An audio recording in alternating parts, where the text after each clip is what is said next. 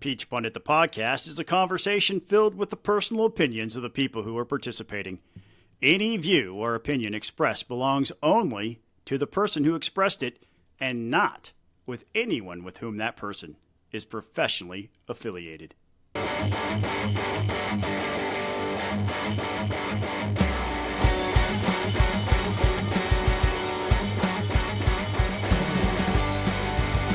Welcome back to another episode of Peach Pundit, the podcast. It's your favorite time of the week.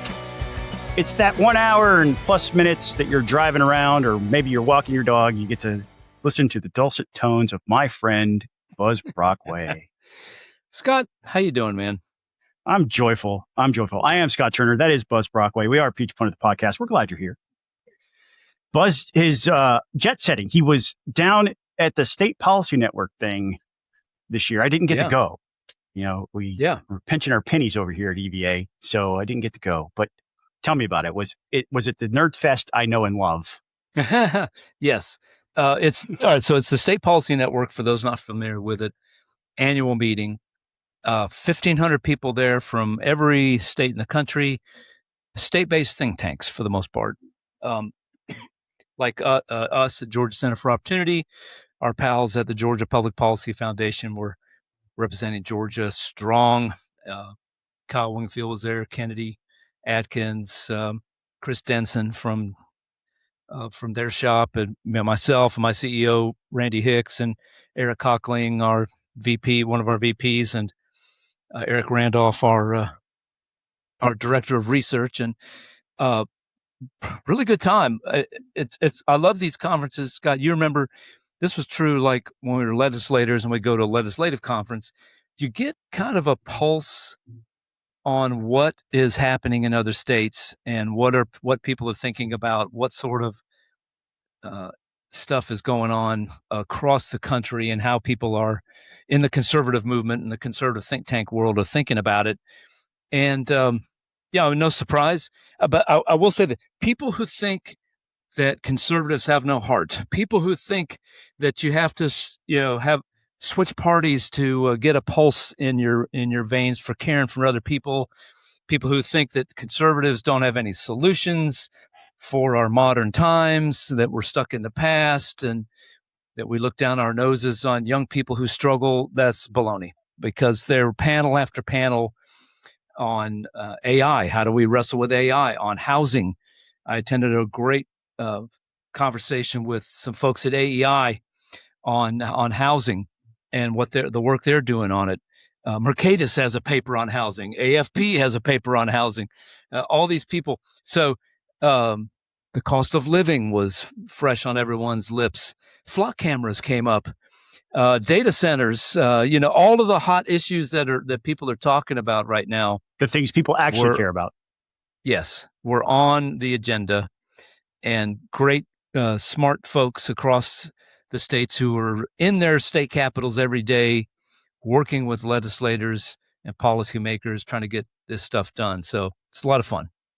So was there much about election integrity? Was there much about relitigating the 2020 election? No.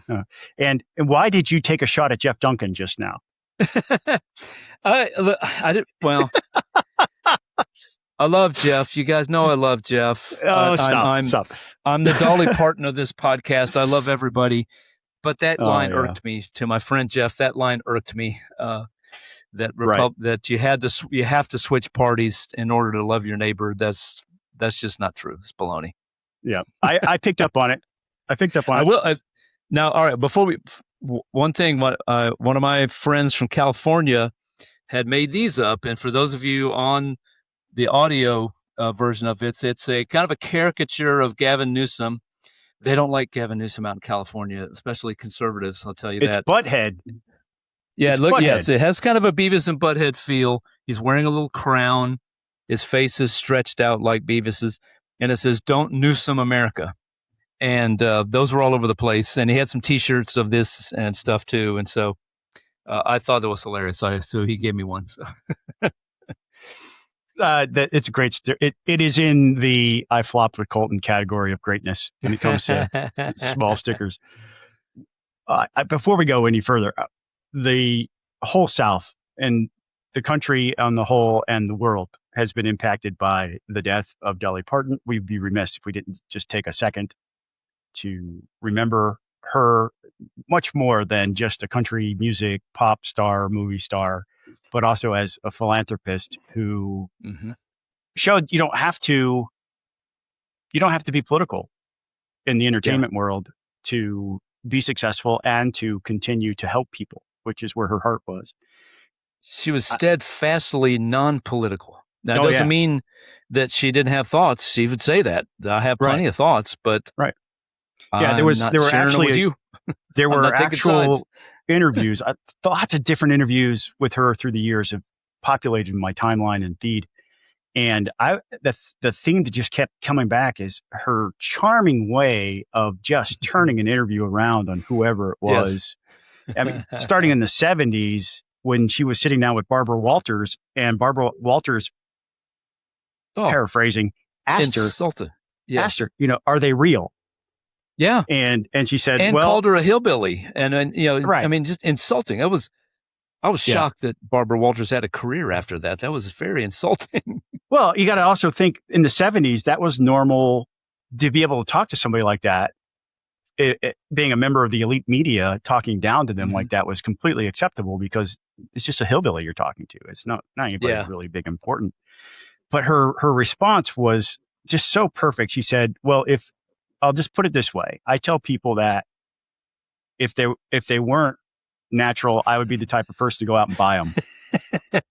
And that was in the 70s. And she probably, she probably was. That's probably true. There was another one. I mean, a great one I saw with Dan Rather talking about, one of her most famous songs, "I Will Always Love You," which she wrote on the same day as Jolene, one of her other classics. That's just unbelievable talent there. But she recorded it, became a #1 hit.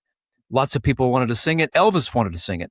Yeah. And she said, oh, of course, love to have Elvis sing the song. And then she found out, like the day before that Elvis was supposed to record it, that the deal with Elvis is he gets half the publishing rights of that song from there on out. And she said, I can't do it. Right. Imagine, I mean, look, she was a star in her own right, but Elvis was a mega star at that point. And she held her ground. And then, of course, we all know in early 90s, I guess it was, 92, Whitney Houston recorded it and became this unbelievable worldwide mega hit yet again. #1 for over 2 months. I love at the end of the interview, Dolly said, well, people say it's Whitney's song now. And I say, that's fine. She can have the song. Just give me the cash. Yeah. And which she would then use to buy books for everybody from birth to age 5, 60 books per kid, 300 million books. 300 million books, I believe it is. Yeah. And then she bought all these stories coming out, right? Bought band uniforms for schools that couldn't afford it. A lot of them African-American schools. She just, all the young people who work at Dollywood have the opportunity to have their college paid for, just on and on and on. Anytime there's a disaster, wildfires, she's there, donating money. And a lot of this stuff, she didn't want the headlines for that stuff. Right. So she did a lot. Last thing I'll say, Scott, more. Last thing I'll say about Dolly is I love what Rob Long said.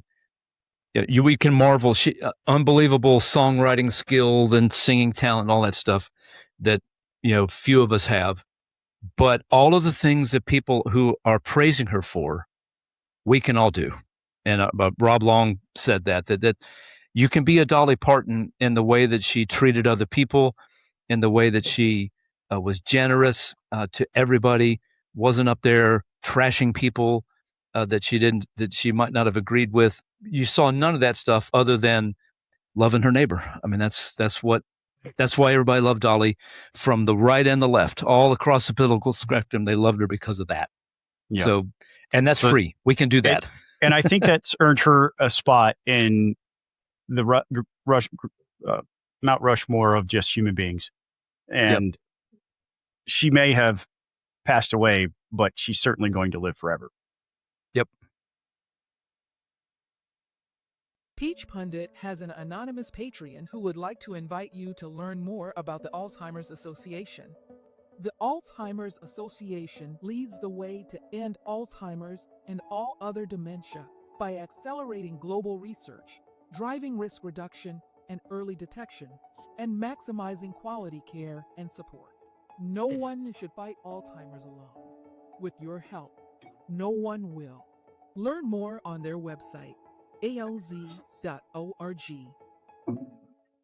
Americans for Prosperity Georgia champions economic freedom and individual liberty across this state.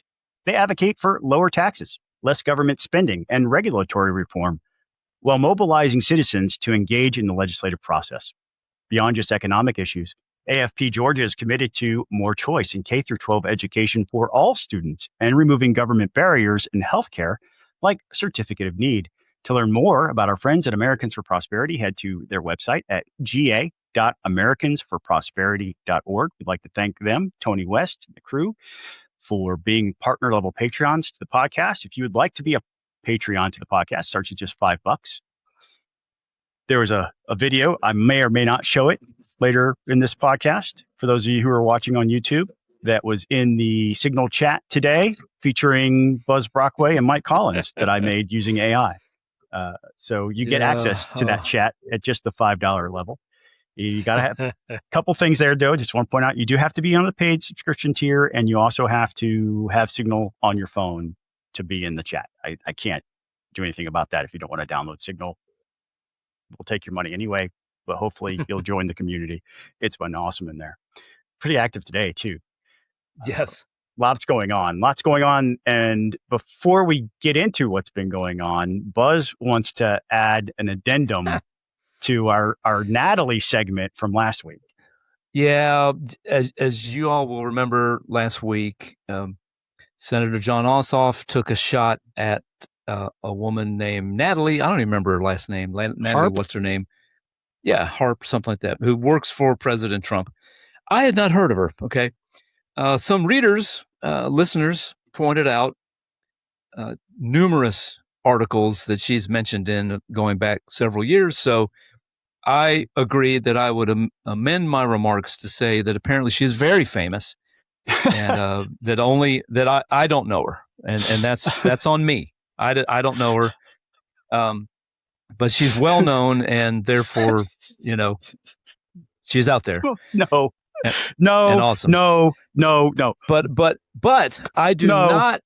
I'm not changing anything else I said. It was stupid and silly of Jon Ossoff to toss her name out there. I know he will probably see a lot more of this from him because it shot him up briefly to the top of the Kelsey charts for 2028, surpassing AOC, although she's clawed back into the lead. But it's thrust him into Democratic superstardom. So across the country. So I'm sure that we'll see a lot more of this kind of pettiness and trying to out-Trump Trump in 2028, because since Trump broke everything, then everybody else has to break everything too. That's what the Democrats want, apparently. So here we go. Before Jon Ossoff mentioned her name, you couldn't find more than 500 people in the entire state of Georgia who would have been able to tell you what her job was. But Scott, there were one of those 500 people. Were many articles about her. Yeah, I didn't read any of them, and I had never heard of her. That doesn't mean that she's a public figure either. I don't buy. I know I have friends who disagree with me on this, who will say because she has made public comments or she's given a speech or she's been thrust into the spotlight in certain instances that she's some sort of public figure. Her name's never been on a ballot. She's a staffer. With a low-level job, to be honest. She's not making policy decisions. She's not the head of an agency. She's not going to be called into Congress to account for her daily activities in her little government job. She's not a public figure. I don't care what any of my friends say. Just because you give a speech at a convention doesn't make you a public figure. You're not. So the allegation, and I can't remember. We tweeted back and forth with our friends here about this. And I think that what the left, the part of the left that doesn't want to accuse her of having an affair, what they are scared of is that she is the ultimate gatekeeper on what information the president sees and does not see. I don't buy that because there's so every cabinet secretary gives information to the president. The daily, security reports. They're and stretching. Report, all they're just that kind of stuff. they're trying to justify the attack. Now, if you want to look, the letters that have become public, she seems obsessed with Trump. And if I were in the White House, that would concern me. That an attractive younger woman than much younger than Trump had a big crush on the president. That would concern me. Anyway, but we've spent way too much time on Natalie. Yes, way too much time on it. Ossoff was still sleazy for tossing it out there, and I stand by that. That's my take. You can hit me with it later if you want to. We have to. And he did insinuate that something sleazy was going on between them. He absolutely did. He wanted to see what it felt like to walk a mile in Donald Trump's shoes, and he got the reward for it. So he got the attention he wanted. And just for the independent voters that are out there in Georgia, I don't see a lot of difference between Jon Ossoff and Donald Trump in that moment. So just put it that. That's the way I'll leave it. We have to move on to calling out our own team. Yeah. Last week we talked about how you were holding the candle in the wind. You're holding out hope for the Mike Collins. I thought there was a glimmer of hope. Right. And today another story broke of him having a staffer. Now, I guess I should say this is a former staffer at this point, and he has been a former staffer for some time, but a young man who worked in the Collins office and also as a campaign fundraiser was paid less than $8,000 for his job, so he couldn't have been that great of a fundraiser.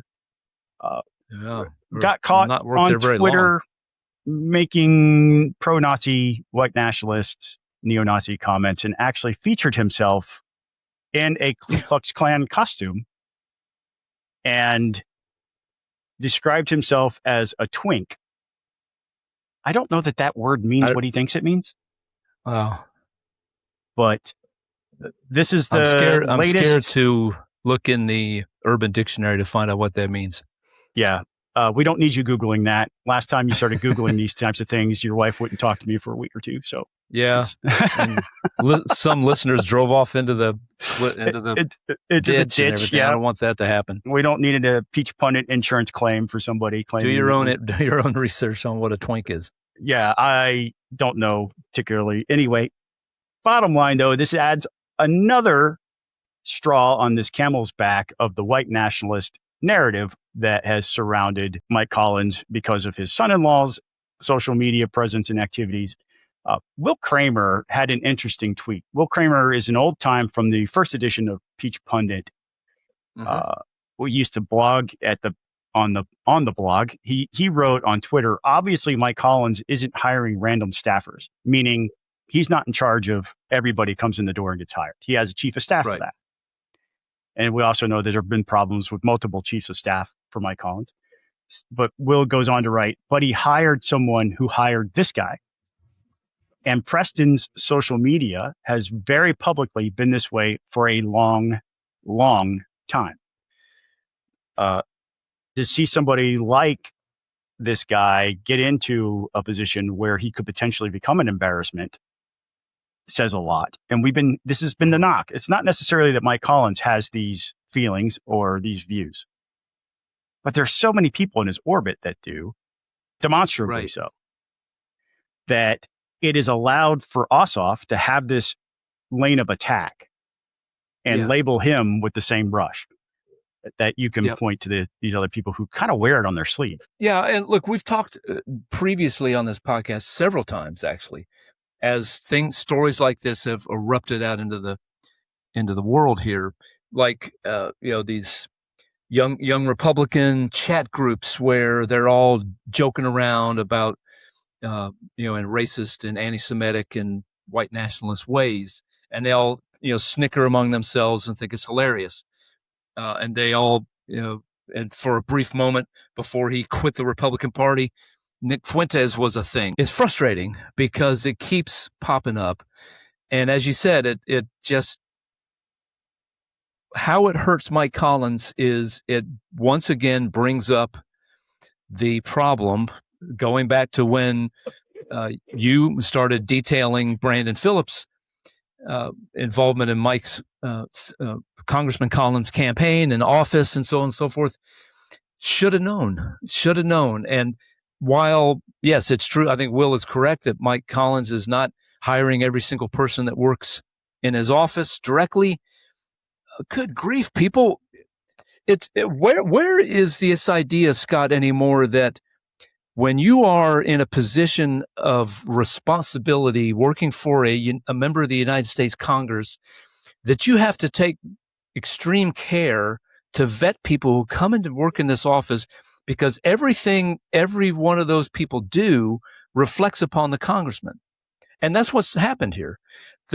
These folks, the things that they do and say out there on social media, and social media makes it a whole lot easier than what happened 20 years ago where nobody would ever know this kind of stuff. But it's out there and it's all over the place now. And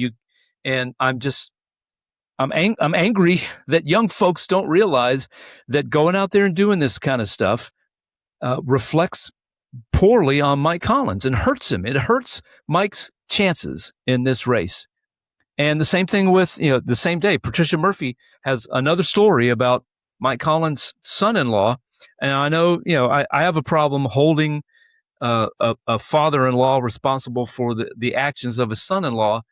But you'd think that this guy could shut up for a few months and give his father-in-law a chance to win this race. But apparently he can't. Apparently he's still got to be out there saying this stupid, racist, offensive, anti-Semitic stuff.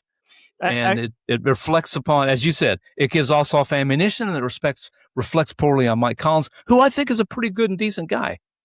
So I had this conversation with the folks at Atlanta News First Friday, because I was on their On the Record show last weekend. And so it tapes on Friday, airs on Sunday. And before we sat down, they were asking me about that. I said, look, think about trying to hold somebody accountable for every view that one of your craziest family members. And one of the guys said to me, but the son-in-law lives on his property. And I was like, what are you going to do? Are you going to kick your daughter out? Because that's essentially what you'd be doing. Yes. You can't involve yourself as a father in your daughter's marriage. That ship has sailed. So you give her away at the wedding for a reason. You no longer have a say in how that operates. And if you are a caring father who's offering to be the landlord of this married couple, or one of them is your child, you're not kicking them off the property. Like, that's impossible. Right. Does it mean that you agree with everything that the guy is saying or does? No, absolutely not. And Mike Collins could just point at, look, it's a complicated family situation, and it's still going to hurt him. And it's a perfectly reasonable explanation, but it still hurts him. And then you have the Brandon Phillips stuff, which was well documented here on the podcast and on the blog. And then you have the replacement for Brandon Phillips trying to get neo-Nazis out of jail using government resources. And it just continues. It's another straw on the camel's back. So my question to you is, do you feel like Mike Collins blew out your candle himself? Yeah. Yes. I mean, look, I'll reiterate what we've said all along. We knew that Jon Ossoff is going to be very, very hard to beat. Brian Kemp was probably the only living person in the state of Georgia who had a chance, who would have beat Ossoff. But he can't. These hits just keep on coming, and it makes it hard for Mike Collins to close that polling gap that sits at 7.5 points right now. So I have live footage from when Buzz found out the news today, the very moment he read the latest Nazi story. And for those of you on the audio podcast, I'm sorry, you're just going to have to go watch the YouTube stream. Here it is.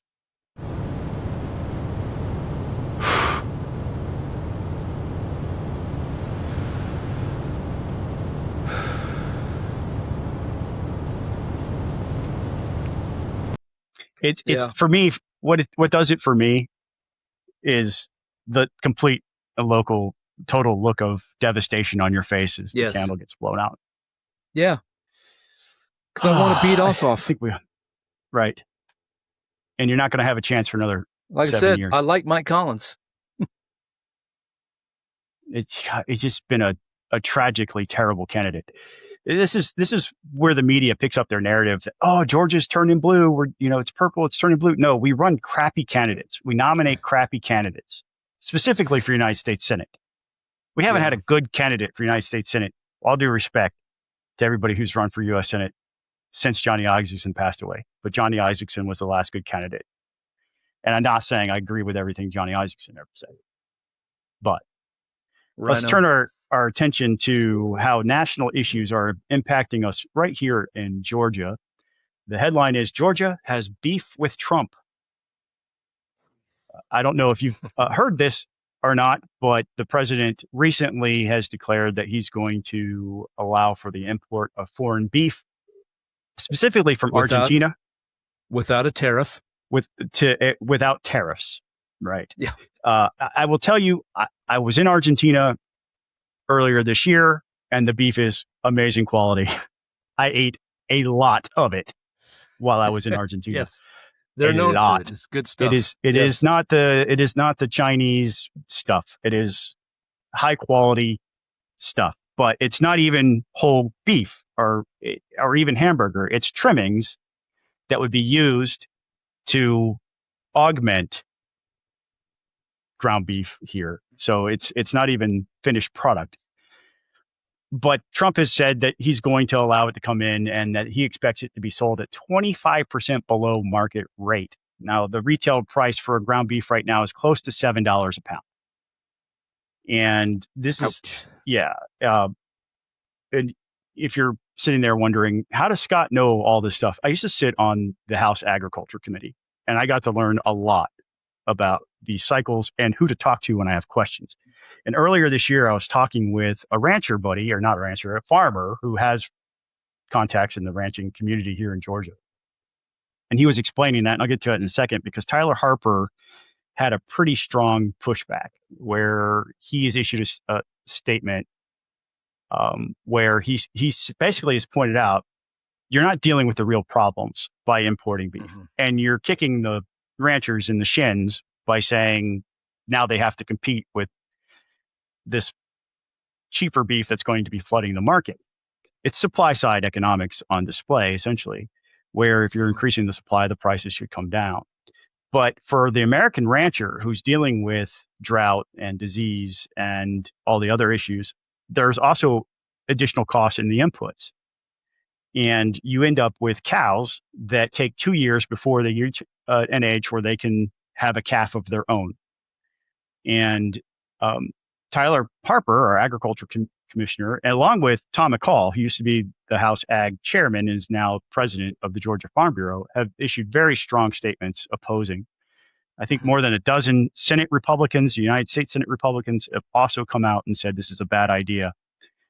But and you've got a letter in the article that we'll link to from the American Farm Bureau Federation, signed by Zippy Duvall, their president, who is a Georgia resident as well, I believe.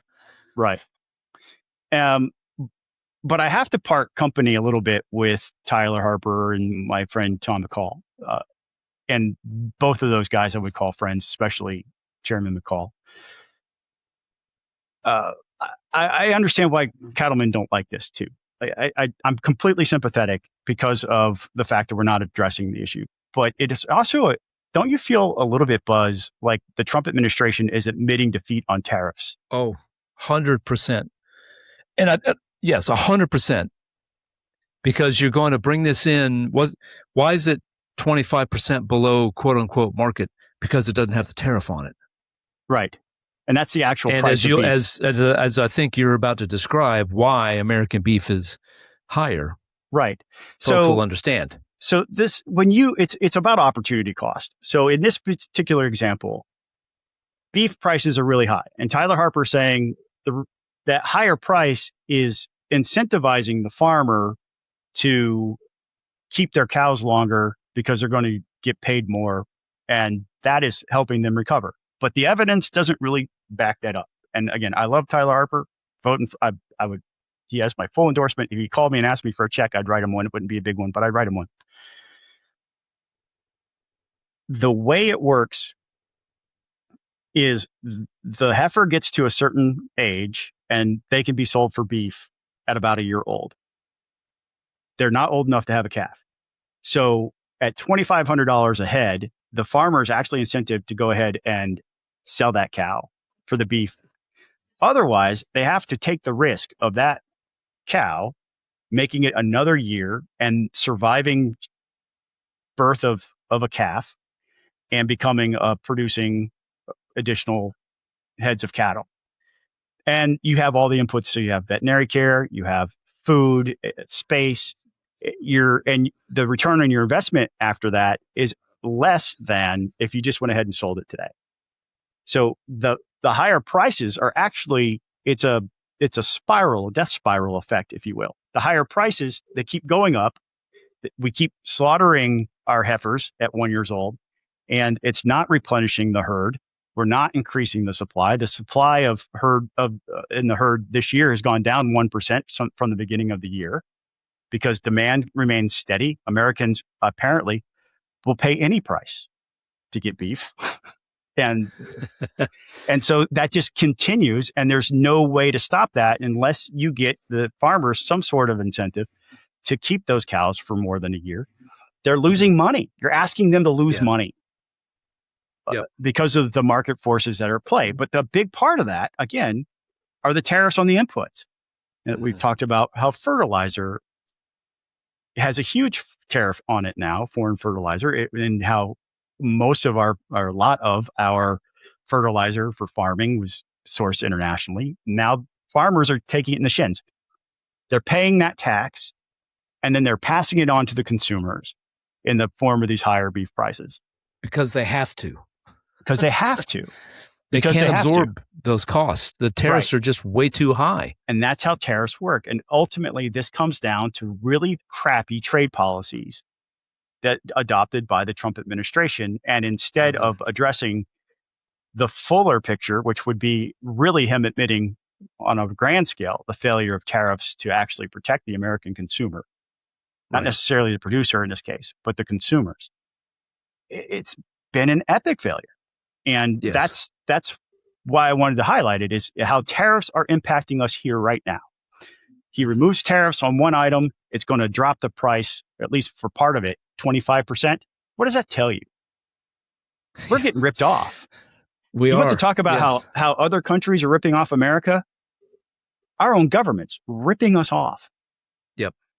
And destroying our wealth and buying power in the process. Yep. So I love Tyler. I love Tom McCall. I understand why they feel the way they do. I don't want to beat them up. I'm not trying to beat them up. I just wanted to point out there's an economic impact to these policies that are negatively affecting far more than just farmers. And because it's 3 months long, let's do the math real quick. It's August, September, October, November. The first week in November is what? Election day for the midterms. Trying to address affordability by eliminating your own policy. For one item, what about all the other items where grocery prices remain high? Yeah. So that's the beef that Georgia has with Trump. I'm glad they're speaking out. I'm glad they're speaking out. Well, it also shows a little bit of, the lame duck status of Donald Trump starting to kick in, right? Because he's in the past, I wouldn't think somebody like Tyler Harper would be willing to take the president on.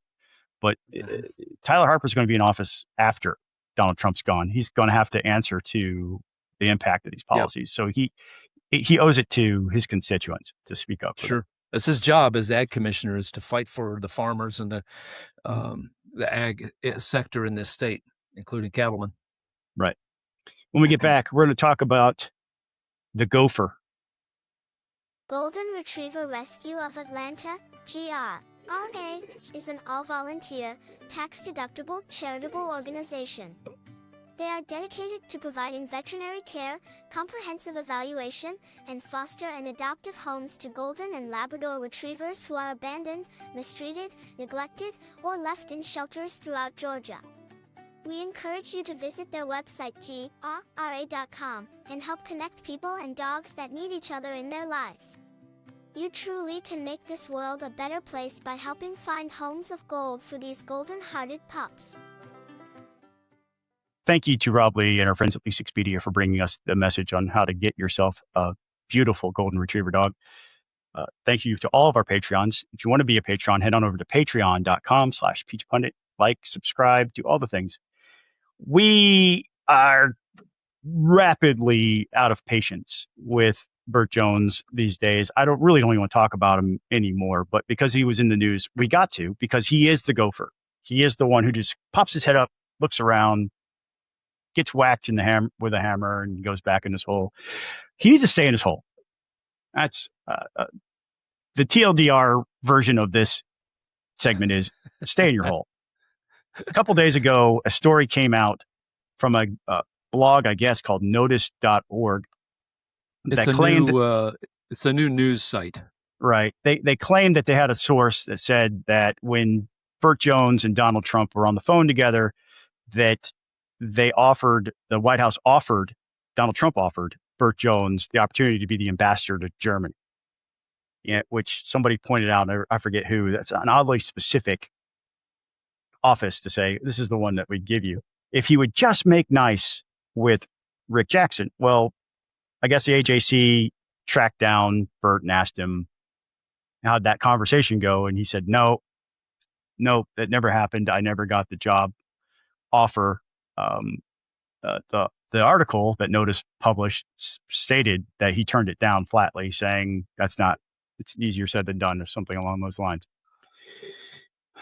But in the course of talking with the AJC, Jones indicated that he'd met with Jackson and it was just small talk. And Jackson had described it as a good conversation, but there's no reconciliation, which continues to keep this in the media narrative of they're not going to. Republicans aren't unified. Right, which is bullshit.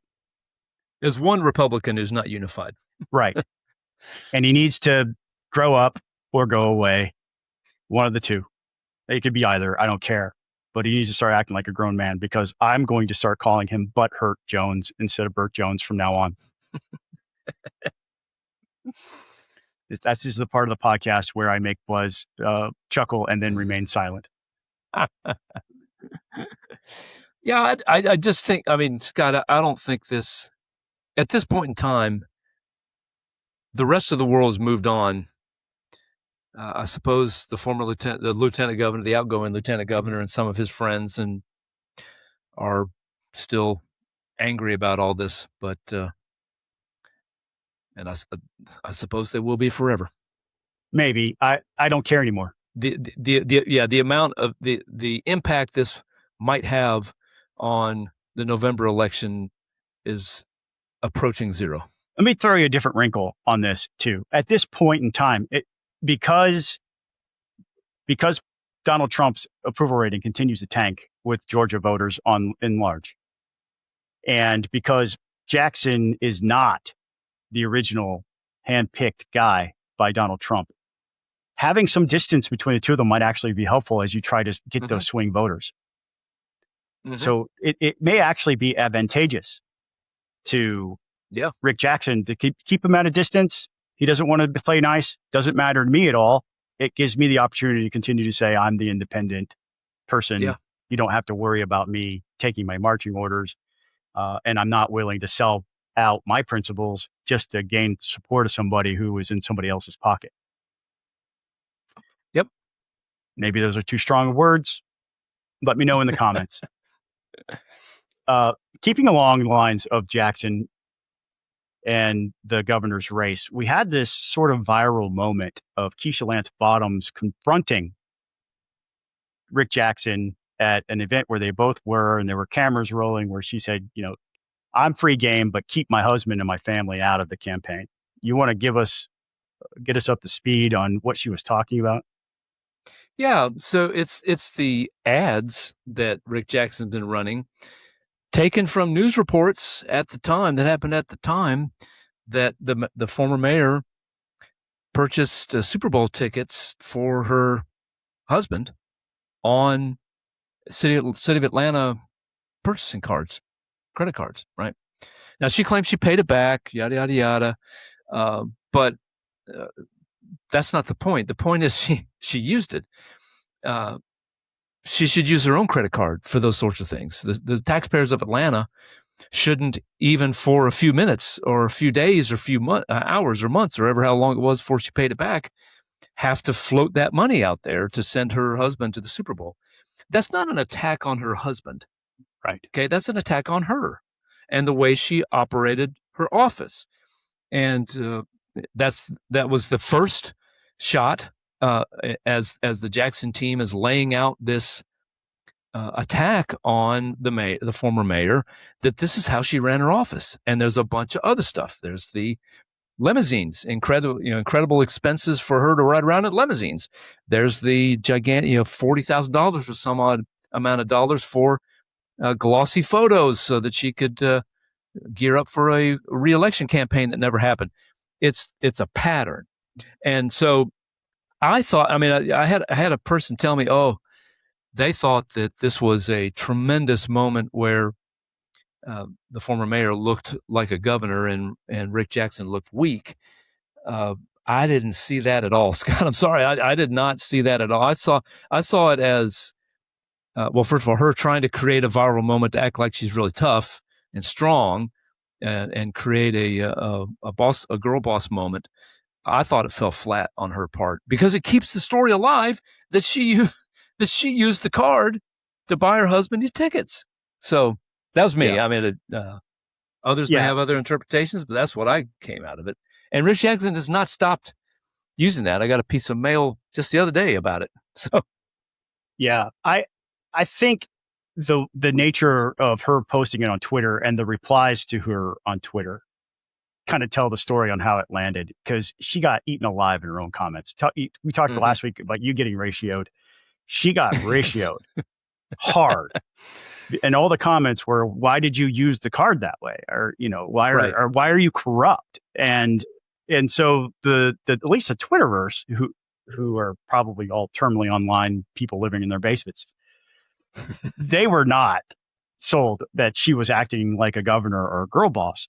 But there was something else in the interaction, because Rick Jackson didn't take the moment to kind of fire back or man up or bow his neck, to use my redneck phrases. He looked at her and he said, he said, sure. Okay. Yeah. He looked like a nice old man. He didn't appear weak. He just seemed like, okay, whatever. Yeah. Yeah. And we were talking about this in the pre-roll. I think it gives us sort of a glimpse into who the real Rick Jackson is, because I think what we have seen is a caricature of this big, strong, sort of scowling guy. Well, mean. Yeah. And I think the most honest commercial we've gotten out of the Jackson campaign was the one featuring his grandchildren in the primary, where they were like, Grandpa, why are you so mean? And he's like, you think I'm being mean? And and they go and dress him in the closet and they put him in a chute with a dog and a funny looking flannel shirt. Yeah. Yeah. It's like a multicolored shirt. And it looked like he looked like he came straight out of the 1970s disco is what he looked like when he let them dress him. But I think that's what the guy's actually like. And it sort of captured that moment of, well, he's not just straight up mean to people all the time. Yeah. And I think that's been sort of the persona that's been sort of cultivated by his campaign, is he's hard as nails. And his opponents, starting with Burt Jones and now with Keisha, with KLB, and the left, they're trying to portray him as this out of touch, mean old man that's got a bunch of money that screws people to make himself rich. And that's not, I think you're right, true. Scott. You saw that glimpse of him. We know about his generosity and philanthropy and his faith and all those sorts of things, massive amounts of money that he has given away because he feels, and you see, there's been some interviews out there where he talks about this. He feels that his mission in life now is he's been incredibly blessed.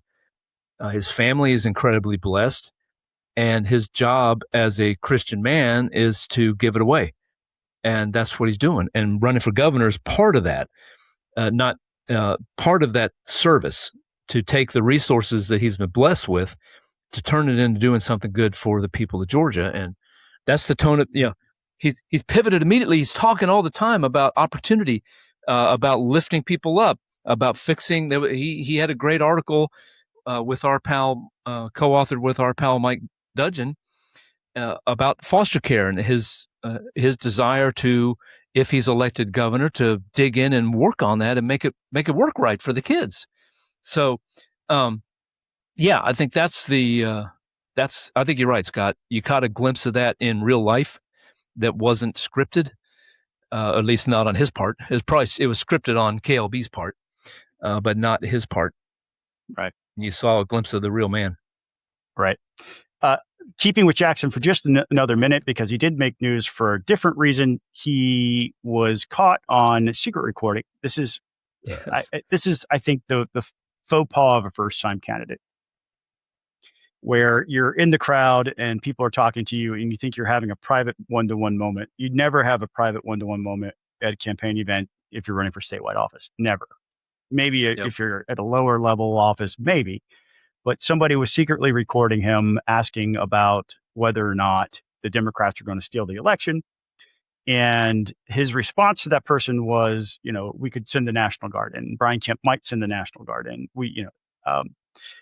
And it causes concern for a lot of people, not just Democrats, but a lot of people wondering, would the military actually intervene in our elections? And to this point, there's been no real evidence that that's going to happen or anybody's seriously thinking about it. So he should not have said it.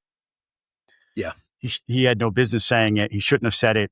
But if, again, first-time candidates make these types of mistakes, the campaign did walk it back, Buzz. They came back and said, no, it's not really what's happening. But at the end of the day, and the governor did too, right? Yeah. One thing I want to impart to our audience is this idea that if there is cheating, that the National Guard could do anything about it. Right. The National Guard can't. The way cheating would have to happen in Georgia would be through electronic manipulation. Showing up with M16s to a polling place is not going to stop that from happening. Yeah, National Guard quells civil unrest, right? Right. In this context, right? And there's no reason why they should show up. So if there is Right. cheating that's going on that somehow slips through all of the process and all the checks and balances we have built into our election system, which is extraordinarily close. It's closer to 0% than it is 1% chance of happening. Then at that point, the National Guard is not the answer in that situation. We're talking, you want lawyers involved, and you want really good ones involved, and you want forensic analysts and cybersecurity experts. Those are the people who are going to get to the bottom of it and root it out if we ever get to that point. So, first-time candidates, man, what are you going to do? Yeah. And it's part of his appeal in certain quarters is that Right. he's my feedback to the campaign was this. I like the version of Rick Jackson who told me personally, I'm not going to bullshit you. Mhm. Yeah, this is the words he used. I'm not going to bullshit you. You know a lot more about this than I do it right now. So I'm going to have to go do my research. But I'm interested in learning more. Like that version of Rick Jackson, love that. Yes. Love that. Because it means to me, he's not faking it till he makes it. Right. He understands there are things he doesn't know, and he needs to go and learn about them before he can take a position. And I think this was one of the instances where he just let his guard down on that. I've heard from some friends who talk to people on the left, the fear of Trump dispatching ICE to polling places, or Trump sending law enforcement somehow to the polling places, to especially in Fulton County, for example, because Trump has all those ballots and he's convinced that that's where the cheating took place, et cetera, et cetera. There's a lot of fear of that on the left. That's I think unreasonable fear, just as unreasonable as this gentleman who talked to Rick Jackson about fear that the Democrats were somehow going to steal the election. It's unreasonable fear. Right. And so we should all be doing everything we can to tamp that down through Right. our rhetoric and our actions and so forth. Right. And one of the things that Eric Erickson had on his show today was a clip of an interview that Trump has done recently. And it sounded like maybe it was Fox News, but he was talking about encouraging people to go vote. He was trying to appeal to his base voters, who usually are low propensity voters who check out when he's not on the ballot. And he was appealing directly to them, go and vote. We need you to pretend like I'm the one on the ballot here, because if we lose the House and Senate, you're making my job harder. I'm asking you to go do that. And for me, the implication there was an acknowledgement that the loss that would happen would not be as a result of cheating. Now, he may backtrack from that later because he wants to win, and he wants to win by a huge margin, right? So go get everybody to go vote is the easiest way to do that. Right. So, but his comments really indicated to me that a lot of the rhetoric that he employs, that he sort of knows that's nonsense, that elections are won by the voters who show up, and that he was making that direct appeal without the trappings of the National Guard or emergency or ICE or cheating or whatever. Right. It was telling. I mean, if you're trying to read into what he's saying, like I did. Yep. Agreed. The 11th Circuit Court of Appeals has cleared a path for Georgia to redistrict. We talked earlier this year, right before the special session, when Governor Kemp had asked for the legislature to consider redrawing the maps, not for this year, but for next election. And the reaction of a lot of election and redistricting experts was, well, our case is technically still pending. Even though the Calais case had been decided, our case had a ruling in it that enjoined us from engaging in that activity further. And the 11th Circuit Court of Appeals has basically cleared the way and said that our case is now remanded, told the judge who made the ruling he's to revisit that. And the question in I have light for of you, the recent Supreme Court ruling, because of Calais. So my question to you is, does this all but guarantee that we're going to have a special session for redistricting this year, or do you think they'll wait until after? I think they'll wait because, first of all, we don't know when, I believe it's Judge Stephen Jones. We don't know when he's going to take this up, first of all.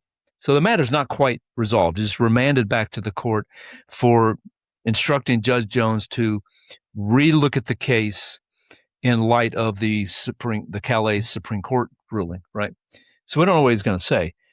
I honestly think that the legislature was pretty happy with the maps they drew before Judge Jones ruled them unconstitutional.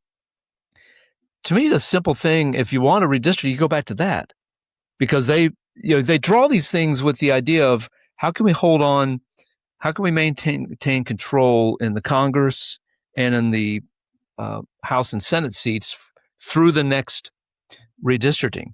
And that's how they drew those maps, with that in mind. So I think I just don't see this group of legislators taking up a massive reapportionment that tries to redistrict out of existence somebody like Sanford Bishop. I just don't see it. That's me. Maybe I'm totally not reading the room. They sure weren't excited to take it up in this previous special session. President Pro Tem Larry Walker and Speaker Burns pretty quickly put all that to bed. And look, you have the specter of Lieutenant Governor Burt Jones out there, who issued his threats during the last special session that if we have a redistricting session, he's got his knife sharpened to go try to stick it to people. So why do any of that? That's some great points. The speaker said they're still evaluating. Jason Anavitardi was asked for a quote in the story. He declined to give a quote. Mm-hmm. there's still moving parts here. Right. And I don't think the Republicans want this hanging over their heads heading in November. They have several tight seats. They're trying to pick up some in the House. They think they might lose some in the House. So they're doing everything they possibly can to not allow this to drive the narrative, when the Republicans in the General Assembly have done a lot of good work that they're trying to go and run on their records right now. And this national political drama kind of contaminates, if you will, their opportunity to maintain control of both chambers. Yep. Agreed. Senator John Albers, the chairman of the Public Safety Committee in the Senate, has announced that he is going to be joining a task force of law enforcement officers, has invited other legislators, if they would like to be part of it, to examine how flock cameras are used. And this comes on we're talking about this on the same day in my county. The flock cameras were successfully used to capture a suspected child rapist in my own county. My own county also announced last week more arrests of police officers who were abusing. I saw on my Facebook feed today the story about the guy who got captured in Cherokee County, where Tim Bryant, radio show host out of the Athens area, conservative guy, funny, good guy, but he loves himself some flock cameras for the public safety concern. And he was talking about how it was used to capture this one guy. Granted, there are lots of case studies and examples where you can point to that, Alzheimer's patients being located and that kind of thing. And he said, I have no tolerance for people who don't see the value in these things. The very next story in my timeline was one of a police officer in Georgia who had used the flock camera system 10,000 times to stalk his girlfriend. Stories appeared on my feed back to back. But John Albers says, look, they have a role. So he's sort of become the defender of the flock system, but he also recognizes there's some abuses. What do you think could come out of this in the way of legislation, if anything at all? Or is it just a dog and pony show to say, we're looking at it? I don't think it'll be a dog and pony show. Now, obviously, we know he's meeting with a task force of sheriffs from the Sheriff's Association and the Association of Chiefs of Police. So, and the reason I say I don't think that this is a dog and pony show, because there are, I mean, you guys have known, I've been pretty consistent all along here that I think we should not ban this technology. We should put guardrails around it. Now, at SPN this week, I didn't attend the session, but one of my coworkers did, one of my colleagues did. There's all sorts of other things that this flock technology can capture and can track. So we need to tell, this is through public debate, through the process of crafting legislation, working with our police chiefs and our sheriffs. We need to bring everybody to the table, and our civil libertarians and the whole crowd. We need to have a robust debate over this. What kind of data do we want to collect? How long should it be kept? It's similar to the bill that our friend John Piesold introduced those years ago, Scott, that you and I signed on, that's leading to these officers who misuse this being arrested. But I think because this technology is so powerful, additional guardrails other than telling law enforcement don't track your ex-girlfriend, they already can't. So other parameters need to be put on this, on what kind of information can be collected, how it can be used. When lawmakers need to fully understand all the power of this. Right. But then on the flip side of that, the flock people say they have helped solve 1 million crimes across the country with the application of this. So, and you add to that the struggles that law enforcement agencies have with being fully staffed, with having enough officers. If this is a tool that can speed up the investigation into a serious crime, that can a technology being applied to help us deal with staffing shortages and that every law enforcement entity in this state and this country are dealing with, then yes, let's use it. Let's put parameters around it, balancing it against the Fourth Amendment and all those sorts of things. There's a story out of Dunwoody also, where the Dunwoody City Council got called on the carpet by their constituency because Flock was using Dunwoody as a demo location for their sales to other cities. So they would log in. I guess they had some sort of contractual permission to do this, where they would log into the system. They would look inside the gymnasium where people were working out and say, look, this is what we can see. They did it at a public pool. Like, look, we can look at these, not understanding that's creepy. And so Dunwoody announced this week or late last week, that they were no longer a demo site for Flock in that way. Sure. I think Flock is largely tone deaf about all this. Oh, no doubt about it. It's another instance of a group of really smart, nerdy guys who came up with this really cool technology. And they don't know. I went to school with a bunch of these kind of guys, really smart, nerdy dudes. Just because you're smart in one area doesn't mean you're smart in another area. And so, they need to go hire people. And one of our Patreons is a smart dude who knows how to navigate the political landscape, who can help Flock out a lot. Okay, right. So yes, they need that. It's not enough to just say, well, we've helped solve 1 million crimes. That's awesome.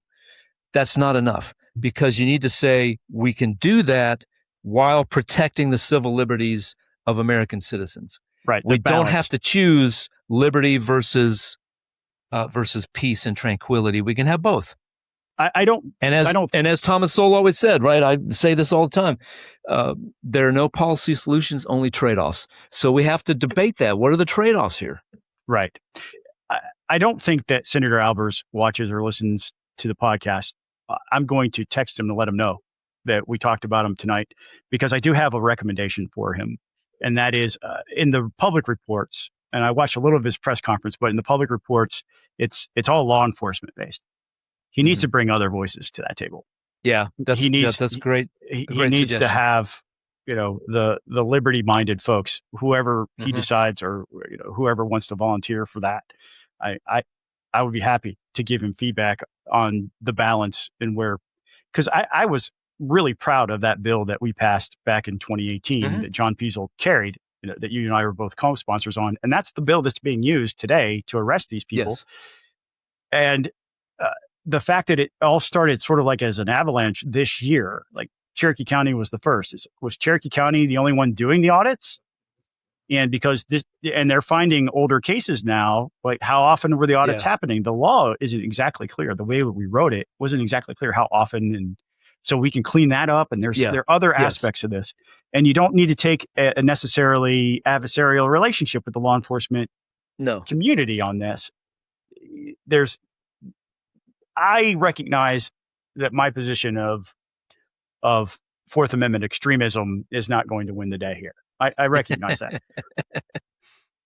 I will also say the only thing I'm surprised about with flock cameras is that in a country that has been told for generations you are free, that they exist at all.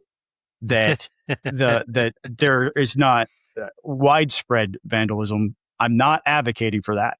And I know that there have been examples of vandalism, but the fact that they're allowed to exist continuously at all in any location in America is a shock to me, considering Scott, how powerful they are. Kind of a funny article I stumbled across today. A guy has designed a shirt. He's figured out what these sort of, not just flock, but what these sort of tracking cameras, because all kinds of them, do, and how they figure out what is human and what is not in order to track it. And he's designed a shirt that you can buy. It's a hideous looking shirt, but it makes you invisible. The cameras look at you and think that's not a human. and move on to the next person. So there are ways to defeat it rather than sawing it off, being destructive. Coming just go soon buy to that Peach dude's Pundit, shirt. the merch shop. Yes. We will find a source for these things and make them The available to flock our invisibility shirt, Peach Pundit style. Yeah. Somebody did that to their car. They painted their car, or they wrapped their car in some sort of format that made it invisible to the flock cameras. Hey, look, and the cameras are going to get better. They'll eventually be able to account for that stuff too. Florida recently passed a law that you can't use certain covers on your license plate so that they can make sure that you're flockable. I think the problem here, Scott, is why we're seeing these law enforcement. It's so easy. Yeah, it's hard. If you wanted to stalk your girlfriend, if you're a police officer and you wanted to stalk your ex-girlfriend, you got to go get in your car. You got to drive around. You got to figure out where she is. All that kind of stuff.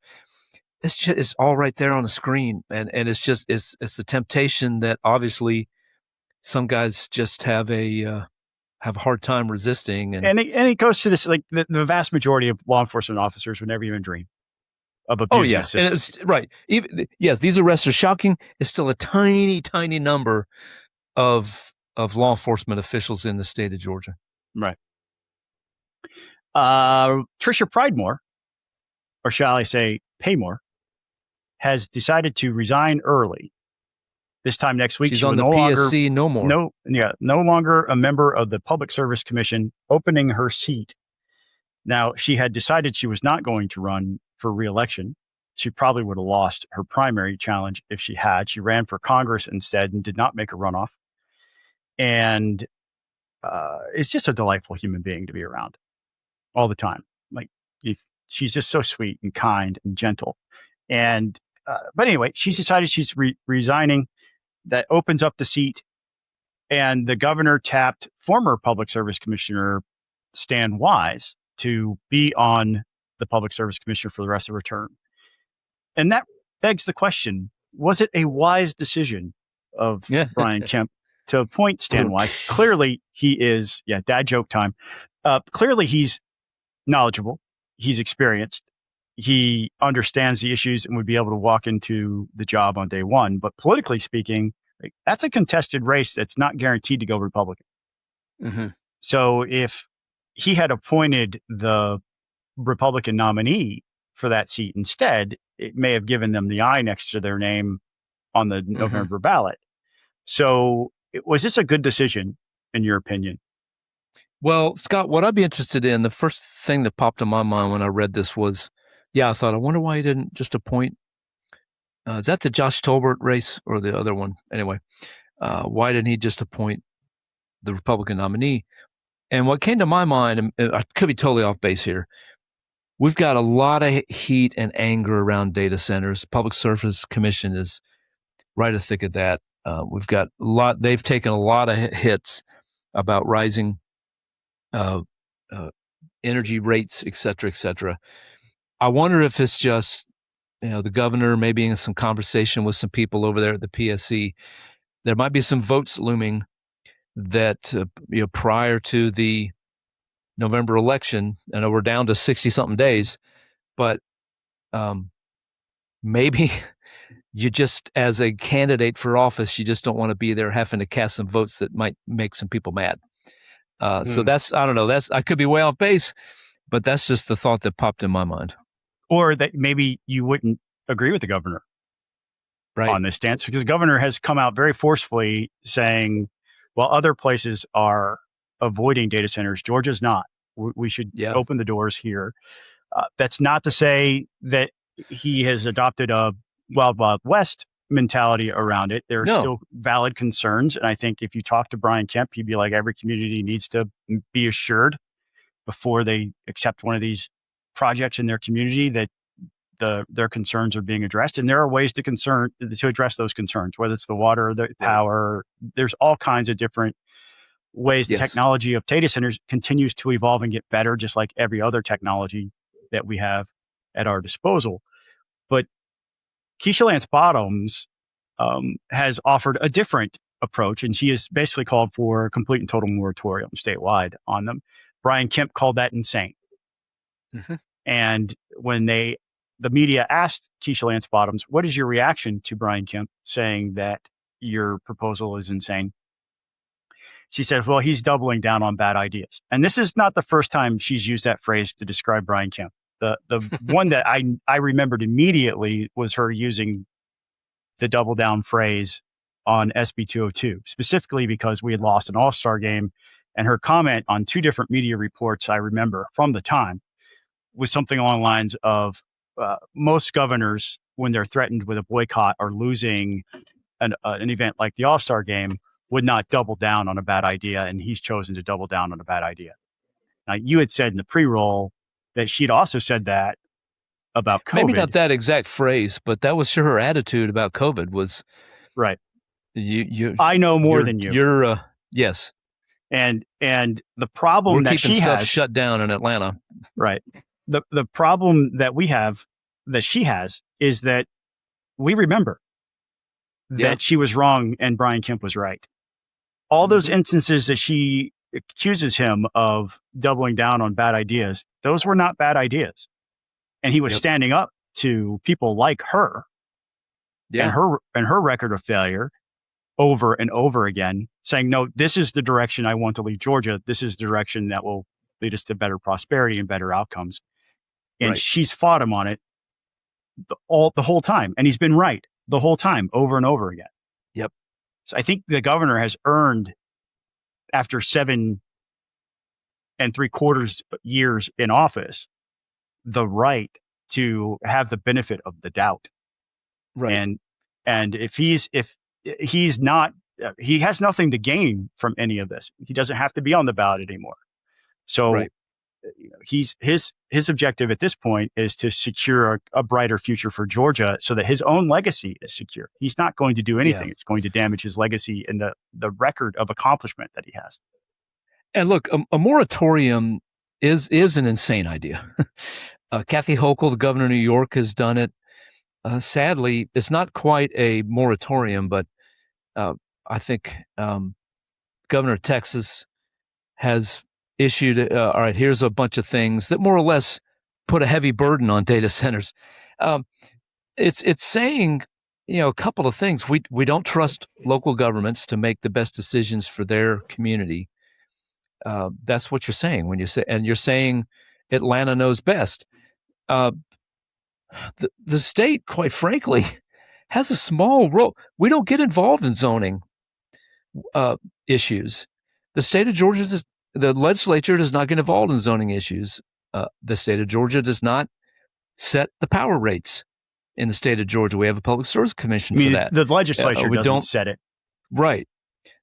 Yes, that's what I meant to say. And the Public Service Commission is the one who regulates utilities across the state. So I think it's a kind of in keeping with her "I know best" attitude. And she's not the only one. My future state senator, Ruel Roman, has been calling for a moratorium for a long time. That's a bad idea. That's a I don't really want to roll my sleeves up and work with all the stakeholders to try to find a good solution here. That's just a blanket thing that sounds cool, and it's a bad idea. It's demagoguing the issue to the lowest common denominator. Right. Interesting enough, Scott, I need to find the polling on this, but I saw polls specific to Georgia that said people have a low opinion of data centers. When you say, but what if the people who want the technology company, Meta, Google, whoever it is, who will pay for all the power and all the upgrades to your power system that they need, and there's you might have a lowering of your property taxes. Support for data center goes through the roof. Right. All across the state. Trade-offs. Yes. Do we have to deal with water issues and utility issues, but I get no property taxes? Like some of the counties are saying that projects that they're on the horizon, and I think Bartow County has one that's coming that could potentially eliminate all homestead and property taxes in that county. Sign me up, man. Well, I mean, sign me up with an asterisk of if we overcome all the other things. That sounds like a really good deal. don't stick it in the middle of a residential neighborhood. And also, please, can we get rid of the tax credit too? Because if all these other Yes. states are going to be anti-business, anti-data center, we don't need to be paying them to come here. The fact that we'll just allow them to come should be enough. So stop with the tax credit garbage. Get rid of that and let them play on a level playing field. Yep. Up in your neck of the woods, Everton Blair won the special elections to succeed David Scott. I have nothing else to say. Yeah. Congratulations, Congressman Everton finally Blair gets to be somebody for a few months here. Yeah, he'll be there for 2 or 3 months and gone. Yep. Because that seat will likely remain in Democrat hands, but it won't be him. Dr. Jasmine Clark will be the most likely. Yep. I was on Politically Georgia today. Wow. I know a lot of our podcast listening audience also listens to Politically Georgia. Check me out. I was on there with former Secretary of State Kathy Cox talking about elections. Wow. And I got a compliment at the end of the podcast by Greg Bluestein about my nerdiness level of being able to go into arcane details on election policy. I took that as a feather in my cap. High praise, yes. Yeah. Check that out. It's a part of the work that I'm doing with a group called Keep Our Republic, whose mission it is to make sure that people have the education they need to overcome false narratives around elections, that they have a place where they can come and ask their questions of experts. And they have 3 forums coming up in the near future, dates to be announced, places to be announced, but one of them will be televised at Atlanta News First. So check that out. Obviously, I'm a Republican Secretary/President.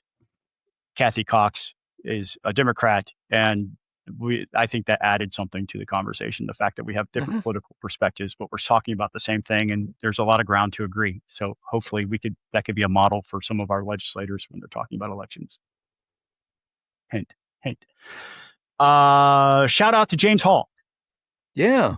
James is a dear friend. I love James. His bravery and courage can't be oversold. I have a great deal of respect for James. He's obviously a Patreon here, and that's not his $5 a month is not why I'm saying all this. James actually was recognized for his work. He won an award from the Democracy Resiliency Network at the Carter Center banquet on Monday night. Defender of Democracy Award. So congratulations to James. Some guy named Brad Raffensperger also won some award at that thing, but we don't really care. We're celebrating James Hall. Might have heard of him. Yeah. Something fun to sort of, I don't know if it's fun. It was fun to me. Shelley Winter, radio talk show host here in the Atlanta market in the evenings on WSB. He doesn't give you any, he just tells you the way he's thinking, whether you agree with him or not. And you got to appreciate people like that. Shelley has been on the record as going to be a split voter. And he's going to vote for Rick Jackson and Jon Ossoff. And that has created some consternation in the activist world. Brian Pritchard, the erstwhile first vice chairman of the Georgia Republican Party, who was unceremoniously booted from that role for many things, I think, including at the time that he had been convicted of voting illegally in the past. Yeah. And being the election integrity guy. Yep. He owns a radio show host, or he's a radio show host for his own little thing. I don't know where he's broadcast, but he has a show. It's on YouTube, and he's got a Substack. Yeah, we don't want to promote it too hard to buzz. Nope. But he attacked Shelley and asked the question, is he being paid by campaigns? And Shelley took that as an accusation. And I have to read it to you because it is amazing. Shelley comes for those streets. So yeah, this was yesterday. He's not going to take an insult quietly. So Brian Pritchard, again, I start with you are a POS. People tell me not to punch down by even acknowledging you, but I'm not built that way. Again, you accuse me of being paid by campaigns. This is by definition slander, as it would be illegal for me to do so. So you are slandering me for being dishonest with my audience and breaking the law. As I warned you before, you will get served in the coming days. I pray your trailer has value because I will own it soon. Go with God and good luck to you.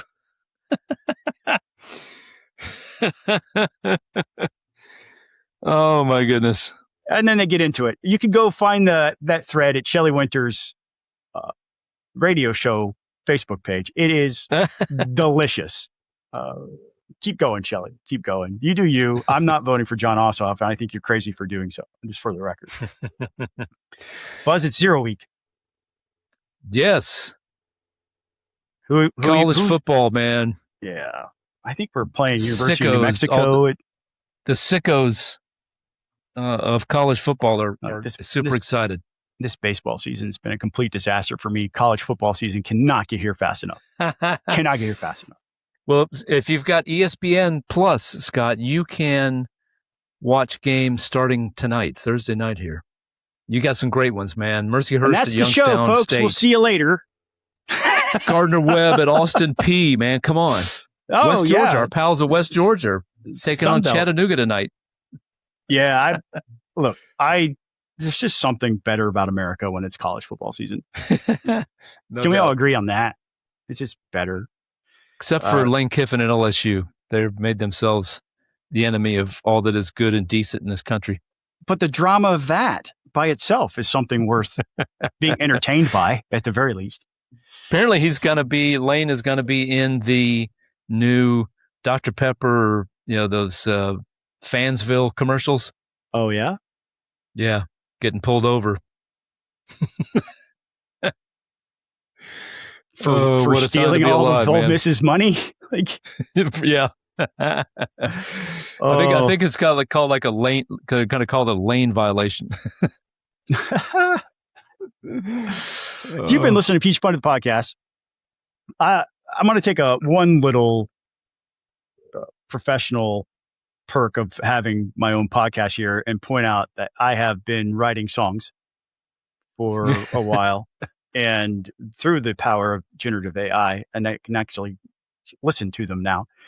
There is a Facebook page called Southern Storyteller Music, also, or just Southern Storyteller on Instagram, where you can listen to the first single, which is a song called Roles to Play. All the songs I've written are stories that I've lived or have seen or have been inspired by characters in my own real life. A lot of it, for the savvy listener, will recognize political themes throughout, although they're not overtly political. First song, Roles to Play. It's out on Spotify now. You can search for it, listen to it there. I have a full album coming out on September 14th. 12 songs. It could have been 16 songs, but I decided to pick 12.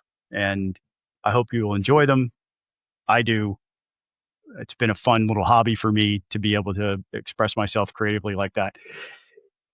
And they might be garbage. I don't know. If they're garbage, don't tell me. I can't handle it. But we're brought to you by our Patreons. These are the people who rock, the people who reach into their pocket every single month and give us at least $5. They head over to patreon.com/peachpundit to sign up. They're in our Signal chat. They're interacting with us. We're building a pretty awesome community with these folks. We really appreciate every single one of them. They are Adam Pethel, Tony Westner, Friends and Americans for Prosperity, Amy Davis, a whole bunch of anonymous Patreons, Bethany Ballard, Blake Rawlerson, Bo Brennan, Brad Carver, Brittany Ellison, Colin Martin, Daniel Shaver, Daniel Watkins, Elizabeth Clare, Emmanuel Orniz, Frank Russo, Gabe Hartwig, Jeff Cobble, Greer Howard, Hank Burnham, Harrison Edwards, Hunter Spear, Jacob Hawkins, Jacqueline Harn, James Cooper, James Hall, Jason Bankston, John Vestal, Jordan Reed, JT Marshburn, Justin Wright, Katie Cagle, Ken Carroll, Ken Pullen, Kenyatta Mitchell, Lawton Sack, Mark Pettit, Merv Waldrop, Mitchell Bush, Natasha Bennett, Randall Trammell, Reed Powell, Robert Pruitt, Ron Daniels, Ryan Graham, Ryan Purvis, Sam Thomas, Sergio Ortega, Stuart Wilkinson, Terry Fye, Whitney Griggs, and Robert Lee, and our friends at Lee6 Media. Thank you all for being Patreons. Thank you for listening to Peach Punt, the podcast. That is Buzz Brockway. I'm Scott Turner, the owner and publisher, and all the music you heard was by Jason Pye. And shout out to whatever AI thing I used for the little clip of Buzz getting his candle blown out. We'll catch you next time. Go Jackets.